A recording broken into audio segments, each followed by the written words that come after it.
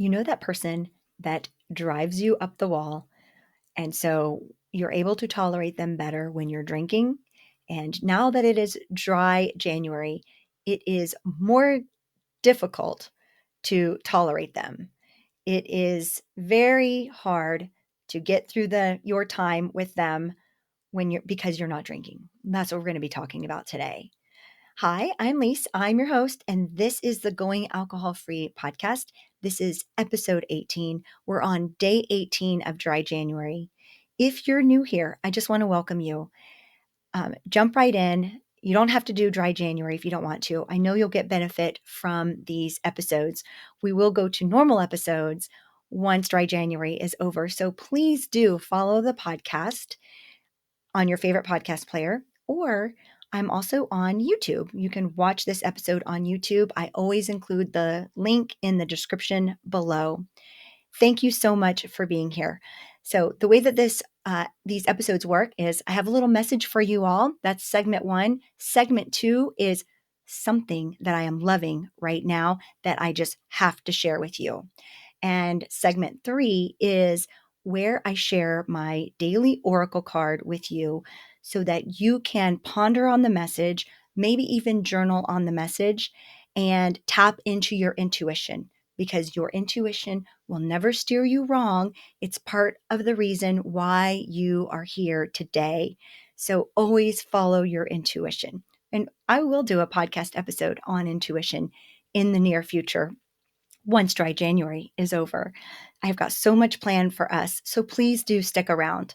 Thank you for being here. Now, with that, let's go right into why it's so hard to tolerate that person, especially because you are not drinking right now during dry January.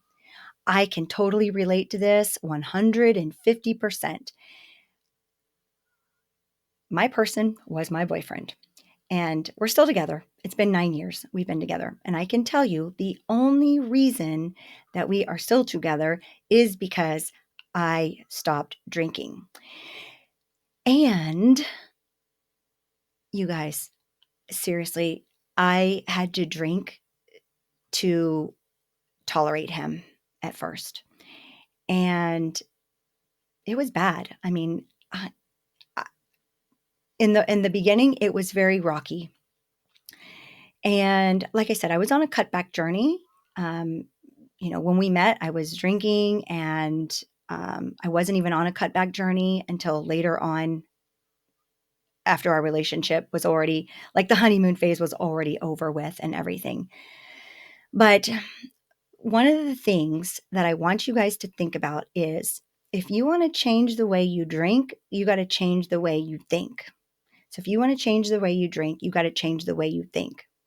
And I'm going to keep reminding us of this, because how you think about one thing is how you think about everything. That will become more clear as these episodes go on, and we start digging into more of the reasons as to why we drink and why it's not good for us, why we want to stop, or why we are thinking in the back of our mind that, you know what, I know that this is a problem, but I'm not sure that I want to quit drinking. I'm not sure how I want to handle this. It'll all start to make more sense as we continue on with these episodes. But the way that you are thinking about this person, so whether it be a mother-in-law, a brother-in-law, a sister-in-law, a sister, a brother, a mom, a dad, a boss, a neighbor, the reason why it is harder to tolerate them when you are not drinking is because you are now aware of your thoughts of that person and the things that they're doing that are driving you crazy, or the things that they're not doing that are driving you up the wall. And you're way more aware when you're not drinking, because when you're drinking, it suppresses really our thought process and our cognitive, cognitive behavior, and how we're thinking and what we're thinking. So we're not thinking so much about what they're doing or what they're not doing. So even though they're doing the exact same things, whether you are drinking or not drinking, you are now well aware of what they are doing when you're not drinking. And that is why it's so much harder to tolerate that person when you're not drinking. You're just aware of all the things that they're doing that are driving you up the wall, all the things that they're saying, all the things that the little nuances that they do or that they don't do. You're well aware of those things. And so back to my example with my boyfriend. So he would say things and it would trigger me, and then I would drink. And the only way that I believe that we are still together is because I changed the way that I think about the things that he's doing. He hasn't changed. He hasn't changed. His behaviors, the way he thinks, the way he talks, the things that he does that used to drive me up the wall, that would trigger me to drink, I have just learned to accept those things about him and work on my own ways that I think about what he does or doesn't do, that the things that drive me crazy. And then I began to focus on the things that I love about him versus that drive me up the wall. The only way that you're going to continue to be able to better tolerate these people that I mentioned, whoever that person is for you, is you have to change the way that you think about them. Those silent sentences in your mind are the things that have to change. Millie, hey. I have to wake up my dog because yesterday you guys could hear her snoring in the episode. So I apologize for that. But and here's the other thing, that when people are driving us crazy, a lot of the times we need to ask, why is it driving us crazy? For example, in my relationship with my boyfriend, he always needs to be right. But I realized that I always needed to be right as well. And that would kind of start the whole back and forth. So I had to examine myself. I had to look in the mirror and say, what is it about his need to be right that is driving me crazy? Oh, yeah, I need to be right too. And so it was kind of like this mirror effect where I needed to take a look at myself and how was I behaving in the same way that the things that he's doing were driving me crazy. Yeah. And here's another one. So he needed to always be right. And he also would disagree with me on so many things. And here's the thing that really changed our relationship. When I was able to say, okay,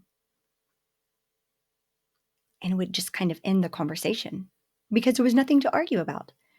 I wasn't agreeing with him, nor was I disagreeing with him. I just said, okay. And that was kind of the end of it. So if you have somebody in your life that's driving you up the wall and you're not agreeing, or they need to be right, or whatever it is, if you respond with the words, okay, watch what happens in this scenario and come back and let me know. I'm not asking you to agree with them. I'm not asking you to disagree with them. I'm just saying, just say okay. And silence after that and let it just be. Because if we want to change the way that we drink, we have to change the way that we think. And so if somebody is triggering you, or if you feel that the need to drink around that person in order to tolerate them, then we have to do some different thinking in our mind about the situation, about that person. And that will change everything for you. Now, I know that it sounds easy, but it's really hard and it takes a lot of work. And that's what we're here for the long haul to do, is to change the way that we think so that we change the way that we drink. And we're just going to do this by chiseling away little bits and pieces of our belief systems and the way that we think so that we change the way that we drink. Okay?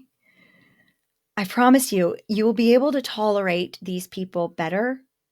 They don't have to change at all. They get to still be their same annoying person that they want to be.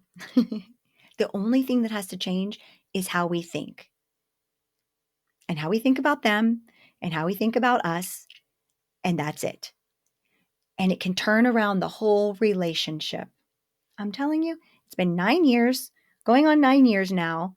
And, is everything rainbows and daisies? Absolutely not. Has he changed? No, absolutely not. Have I changed? My thinking has changed about the things that would annoy me about him. That's it. That's what I want to share today about that. I have so much more to share about annoying people. So please do stick around for some of those episodes because, hey, you know what? I had a lot of triggers around a lot of people that would cause me to want to drink. So I understand if that's you. You're in the right place. Now, let's go into segment 2. This comes into play perfectly. I know I say that a lot, but it really does.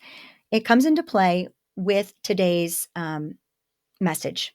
And this is what I'm loving now. What I'm loving now. And I want to just share it with you.